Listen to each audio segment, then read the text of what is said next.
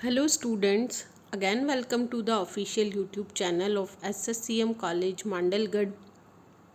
हमने last video में लगान से क्या आशय होता है, लगान का अर्थ और परिभाषा का अध्ययन किया था। हमने रिकार्डियन थियरी, रिकार्डो के अनुसार लगान को किस तरह परिभाषित किया गया है। रिकार्डो के अनुसार भूमि के स्वामी को भूमि की मौलिक और अविनाशी शक्तियों के प्रयोग के बदले जो भुगतान किया जाता है उसे लगान कहा जाता है।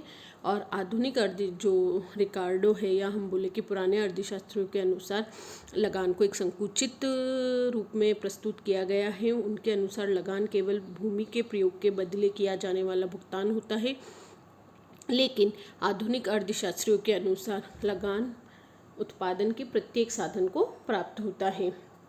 उसके साथ ही हमने लास्ट वीडियो में कुल लगान का भी अध्ययन किया था। कुल लगान क्या होता है? आर्थिक लगान प्लस पूंजी एवं अन्य साधनों के बदले समस्त भुगतानों का योग होता है।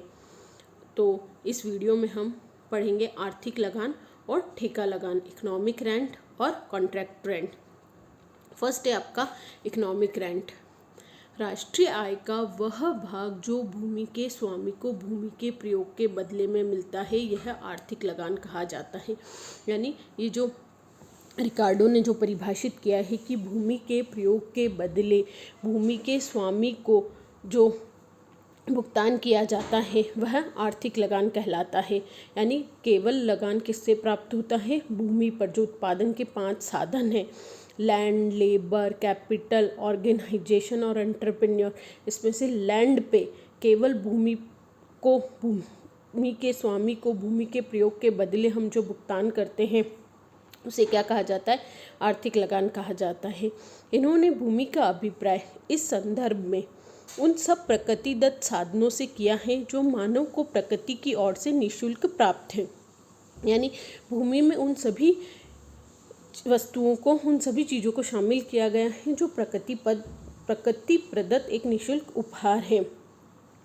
सभी प्रकार की भूमि की उपजाऊपन व स्थिति एक जैसी नहीं होती है। यानी आर्थिक लगान का जो परिभाषा दी गई है उसका जो प्रैक्टिकल कंसेप्ट है कि आर्थिक लगान हम कैसे ज्ञात करते हैं, तो मैं आपको एक सिंपल से एग्जांपल से समझाती हूँ कि 2 प्रकार की भूमि है, ए भूमि है और बी भूमि है।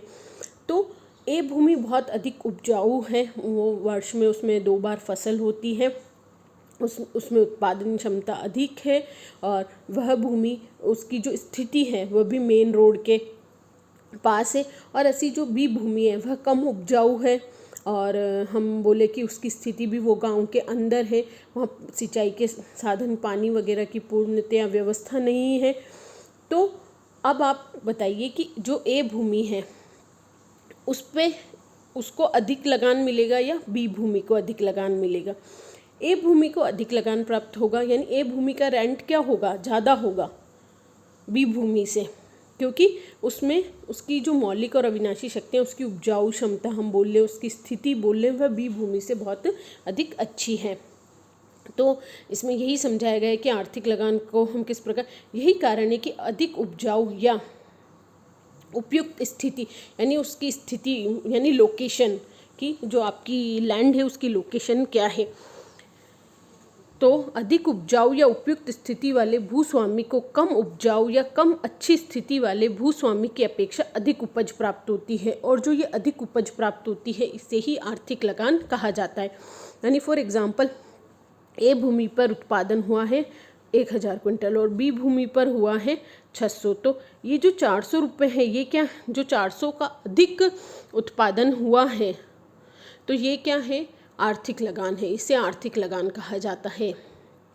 कि आप देखिए कि अधिक उपजाऊ या उपयुक्त स्थिति, ए भूमि अधिक उपजाऊ है, इसकी स्थिति भी बहुत अच्छी है, वाले भूस्वामी को कम उपजाऊ या कम अच्छी स्थिति वाले भूस्वामी की अपेक्षा अधिक उपज प्राप्त होती है, और जो ये आधिक्य होता है इसे ही आर्थिक लगान कहा जाता है। जिस भूमि के टुकड़े की उपज उस पर लगाई गई उत्पादन लागत के बराबर होती है तो उस भूमि पर कोई भी आधिक्य नहीं बचता। ऐसी भूमि को लगान रहित भूमि या सीमांत भूमि कहा जाता है। अलग से भी पूछा जाता है 2 नंबर मार्जिनल लैंड से आप क्या समझते हैं? या लगान रहित भूमि से क्या आशय है? तो यानी जिस भूमि के टुकड़े की उपज उस पर लगाई गई उत्पादन लागत के बराबर होती है, यानी उस भूमि पर उत्पादन करने के लिए फॉर एग्ज़ाम्पल आपने 20,000 रुपये खर्च किए और उससे जो उत्पादन प्राप्त हुआ उसकी भी कॉस्ट या उसका भी विक्रय मूल्य 20,000 रुपये है, यानी तो इस भूमि पर हमें किसी भी प्रकार का कोई आधिक्य नहीं बचता है। तो ऐसी भूमि तो हम क्या बोल सकते हैं, जिस भूमि के टुकड़े की उपज उस पर लगाई गई उत्पादन लागत के बराबर होती है, उस भूमि पर कोई भी आधिक्य नहीं बचता है। ऐसी भूमि लगान रहित भूमि या सीमांत भूमि कही जाती है।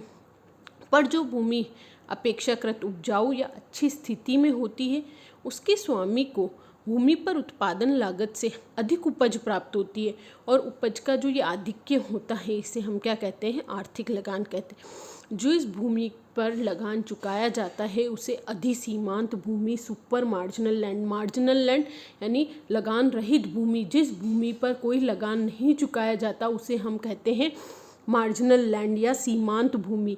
और जिस भूमि पर हम लगान चुकाते हैं यानी उसकी स्थिति के कारण और उसकी उपजाऊ क्षमता के कारण, भूमि की स्थिति और उसकी उपजाऊ क्षमता के कारण जो उसे आधिक्य प्राप्त होता है वह क्या कहलाती है, अधिसीमांत भूमि।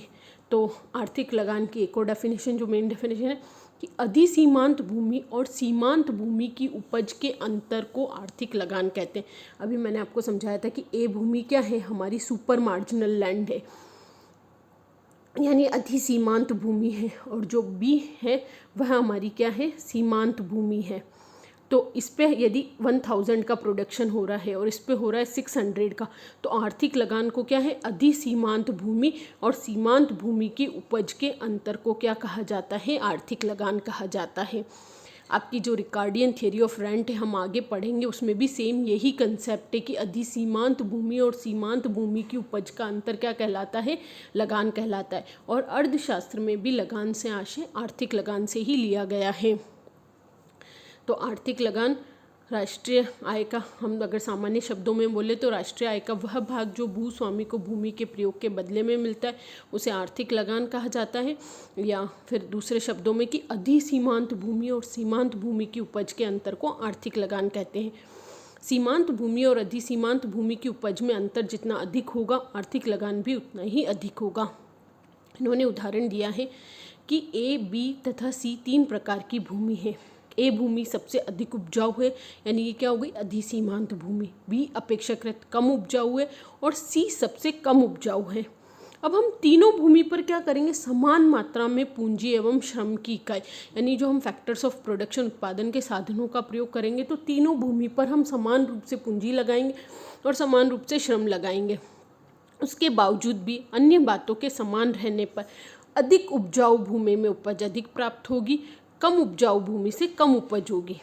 माना कि इन्होंने आपको दे रखा है, क्या बताया गया है कि 3 भूमि है ए, बी और सी।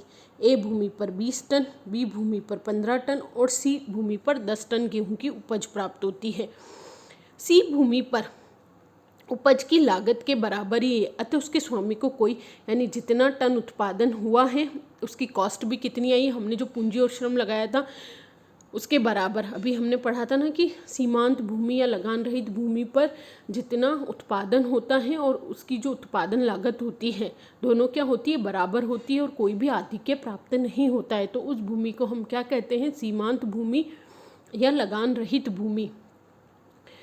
तो इसके स्वामी को कोई बचत प्राप्त नहीं हो रही है। और ए तथा बी को अब हम क्या करेंगे, ए भूमि का लगान निकालना है तो 20 - 10। तो ए भूमि का लगान आपका कितना हो गया, 10, इसका 15 - 10 यानी 5। यानी ए भूमि और बी भूमि पर क्रमशः 10 और 5 टन गेहूं की बचत हो रही है। तो उत्पादन लागत पर उपज का यह आधिक्य ही क्या कहलाता है, आर्थिक लगान कहलाता है।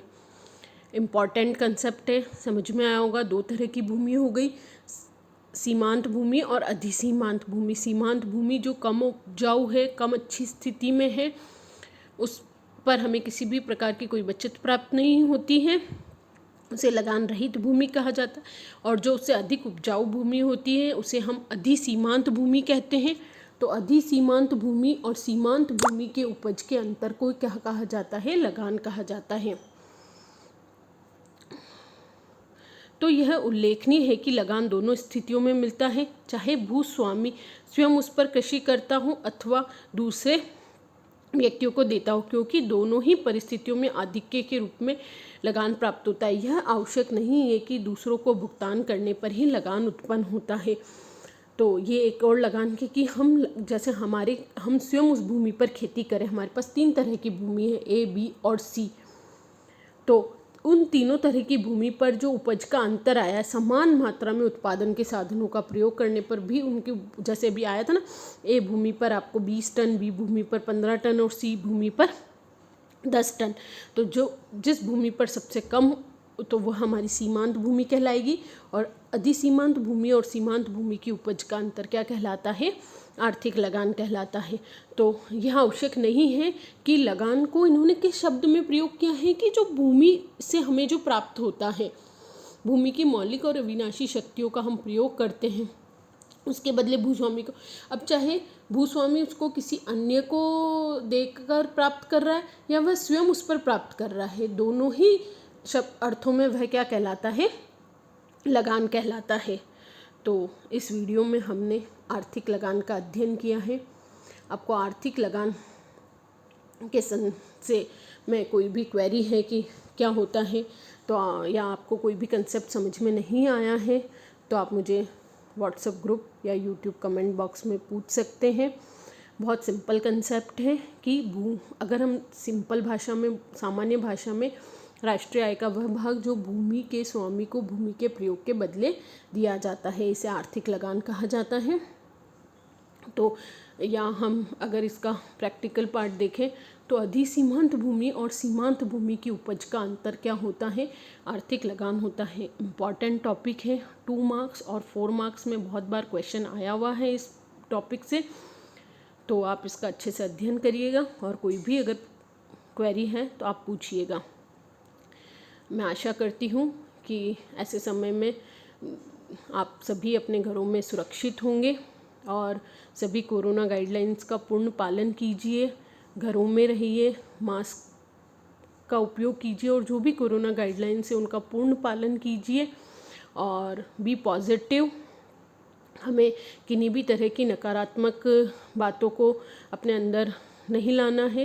ये एक, आप ऐसे सोचिए कि आपके पास एक गोल्डन अपॉर्चुनिटी है, बहुत अच्छा समय है जिसका उपयोग आप अपनी पढ़ाई में या यदि आप फ्यूचर के लिए किसी भी कॉम्पिटिटिव एग्ज़ाम्स की तैयारी कर रहे हैं तो उसके लिए अपने समय का सदुपयोग कीजिए, जीके पढ़िए और अपने सब्जेक्ट नॉलेज को एनरिच कीजिए। Thank you. Stay home, stay safe.